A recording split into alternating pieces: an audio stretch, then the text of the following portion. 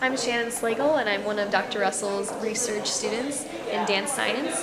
And we're inside of his lab right now for dance science, and we're going to be showing the different types of measurement techniques for measuring ankle range of motion and specifically pointing the foot. So this is a goniometer, and it's a special protractor. It's used for measuring the flexibility of joints. And so we're going to show 4 different techniques for measuring range of motion. And so this is the first one.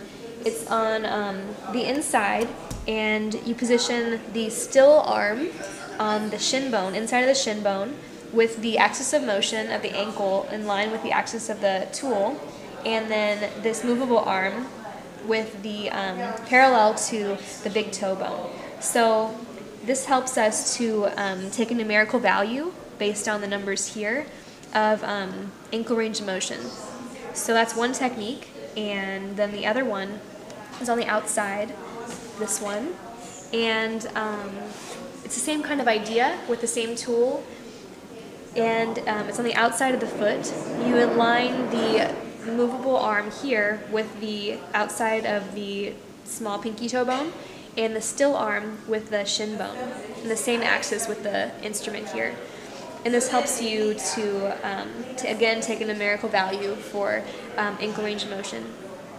And this is the most widely used way of doing it, and in the PT offices or sports medicine, doctors, athletic training, that kind of thing. So we're trying to get more ways of doing it, published hopefully in an article, ways of doing it involving different instruments and landmarks of the foot and ankle. So the next technique is using an inclinometer, which is a special level as liquid inside, and with numbers around the outside and inside.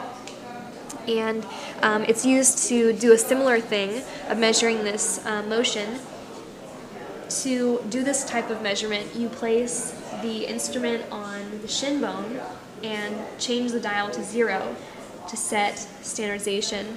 Then, without pushing down, you move this tool to the top of the foot, and then the level drops down, the level of the fluid, and this shows you the angular difference and gives you a measurement there.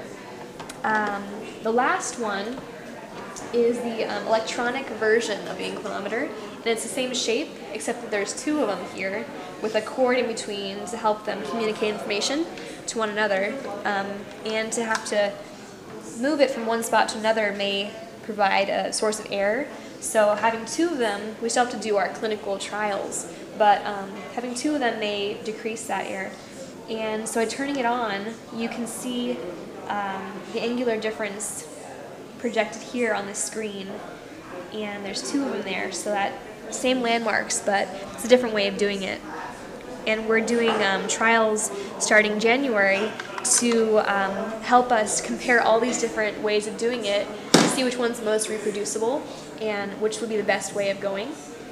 And we want to show that this is a good way of doing it, because by comparing one measurement of one side to the next, if one is less range of motion for one side than the other, you can show if an injury possibly occurred, or to help diagnose an injury.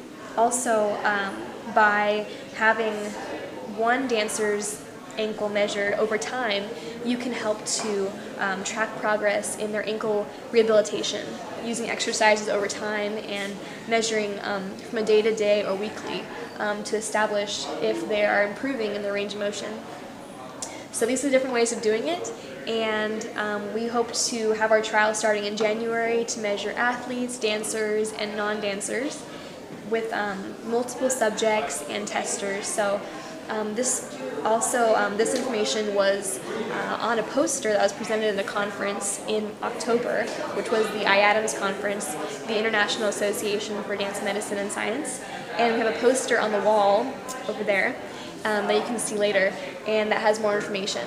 And again, I'm Shannon Slagle, working with Dr. Russell in his research lab. Thank you.